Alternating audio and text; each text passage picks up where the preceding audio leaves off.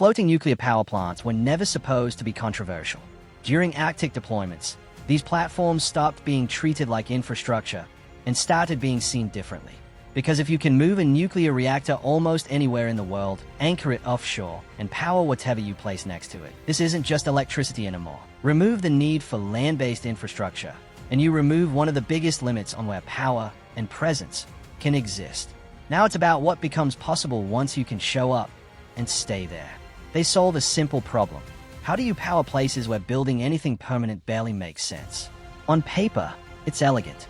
A reactor on a floating platform, moved where it's needed, generating power without infrastructure. Efficient, flexible, quietly useful. But something changed. Not the technology, where it's going. So what exactly did these platforms become? And why are governments suddenly paying attention? At first glance, none of this looks revolutionary.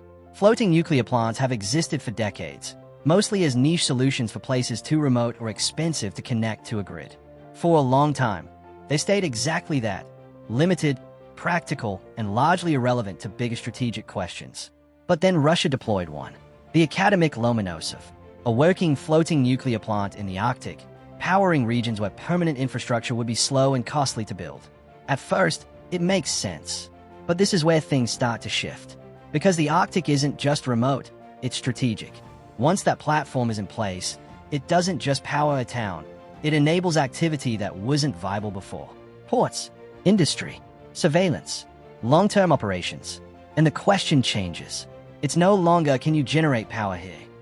It becomes what does that power allow you to sustain? That's where the assumption breaks. These platforms don't just solve an energy problem. They remove one of the biggest constraints on presence.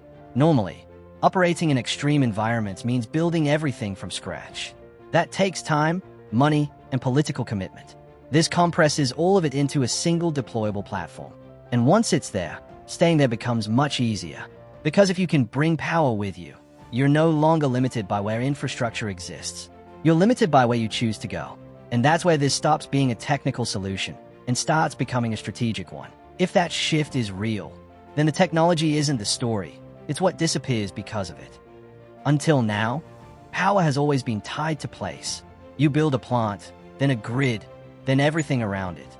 That creates friction, time, cost, and visibility. A floating reactor breaks that. It doesn't need the same footprint or commitment. It can be positioned, adjusted, even removed. And that flexibility lowers the threshold for action. You don't need a permanent base. You don't have to signal long-term intent. You can be present without being fully anchored, operating in that gray zone between temporary and permanent. And that changes behavior. Expanding presence becomes easier, faster, less visible. That's the mechanism. But there's another layer. Power doesn't just support infrastructure. It supports systems, communication, surveillance, logistics. And those systems scale. So even if the platform is civilian, what it enables doesn't have to be. And that's where the line starts to blur. You end up with something that isn't officially military, but still changes how and where military capability can exist. Not directly, but indirectly. This is where it stops being a concept and starts showing up in the real world. Because Russia didn't just test this idea, it operationalized it. The Akademik Lomonosov isn't a prototype sitting in a harbor. It's active, supplying power in Pevek, supporting activity along the Northern Sea route. That matters, because the Arctic is opening up. Ice is retreating. Shipping lanes are becoming viable for longer periods each year. Resources that were once unreachable are suddenly within range. But access alone isn't enough. You need power. Ports don't run on potential. Neither do mines, radar stations, or long-duration operations. And this is where floating reactors change the equation. Instead of waiting years to justify permanent infrastructure, you deploy capability first and let everything else follow.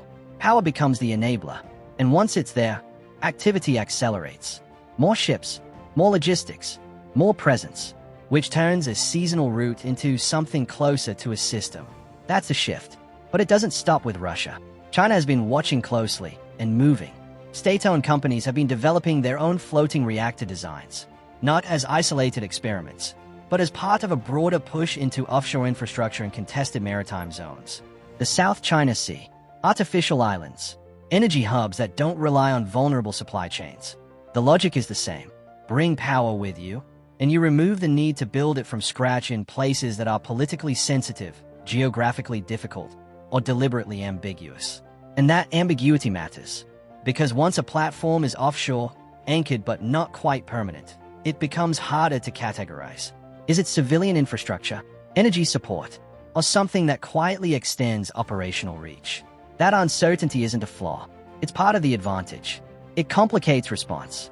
It slows decision-making, and it creates space to expand without triggering the kind of reactions a fixed base would. That's where this becomes strategic competition, not through confrontation, but through positioning, quietly placing capability in locations where presence used to be difficult, expensive, or politically risky, and doing it in a way that doesn't immediately look like escalation. Which raises a harder question. If power can now be deployed like this, modular, mobile, and relatively low visibility, what stops it from being used to support something far more permanent later? Because once the systems are in place, removing them becomes much harder than deploying them. And that's where temporary starts to look less temporary. This is where things start to shift, from simply being present to shaping what happens next. Because once power is in place, it doesn't just support activity. It tends to lock it in. And that changes the conversation. It's no longer just about whether you can operate somewhere. It's about how hard it becomes to reverse that presence once it's established. A floating reactor can show up, start supporting operations almost immediately, and settle in before there's even a coordinated response. And that early window matters more than it seems. Because once activity begins, it rarely stays static. It grows, usually not in a dramatic way, at least not at first. A few operations, limited movement, nothing that really stands out. But then it builds. More coordination, more consistency, more reliance on what's already there. Until, almost without noticing, it stops feeling temporary and starts feeling expected. And once it feels expected, the entire situation changes. Removing it is no longer just a technical decision. It becomes political, strategic, and in some cases, potentially escalatory. That's where the real pressure starts to build. Because responding isn't straightforward. Act too early, and it can look like escalation. Wait too long, and the situation is already set. And that gap, that hesitation, is where the real advantage sits. Not in raw power, but in timing. Getting there first, settling in, letting everything else adjust around it. And once that approach works in one place, it doesn't stay there. It repeats. Different regions, same idea. And each time, it becomes easier to justify, because there's already a precedent. Until what started as a flexible solution begins to look permanent. And permanence doesn't always arrive in a clear moment. Sometimes it builds so gradually that by the time it's recognized, it's already part of the environment. Which leaves one question hanging. At what point does something temporary become something no one can realistically push back against anymore? So at this point, the question isn't whether floating nuclear plants are useful. They are. The question is what they turn into once they're deployed at scale. Because the technology itself isn't new anymore. What's new is how it's being used, and where. In regions where infrastructure used to act as a natural limit, that limit is starting to disappear. And when limits disappear, behavior changes. Countries don't just build where it's easy. They start operating where it used to be difficult. And then they stay. That's the pattern. Not sudden expansion, but gradual normalization. Presence becomes routine. Operations become expected. And over time, what started as a flexible solution begins to shape the environment around it. That's when it stops being about energy entirely and starts being about influence. Because power, real power, isn't just about having capability. It's about where you can sustain it and who can't. That's the shift these platforms introduce. Not a dramatic breakthrough, a quiet one. One that doesn't force confrontation, but slowly changes what's possible without it. And that's why this is being watched closely. Not because floating reactors are new, but because they remove one of the last practical barriers to sustain presence in places that matter. And once that barrier is gone, it doesn't come back.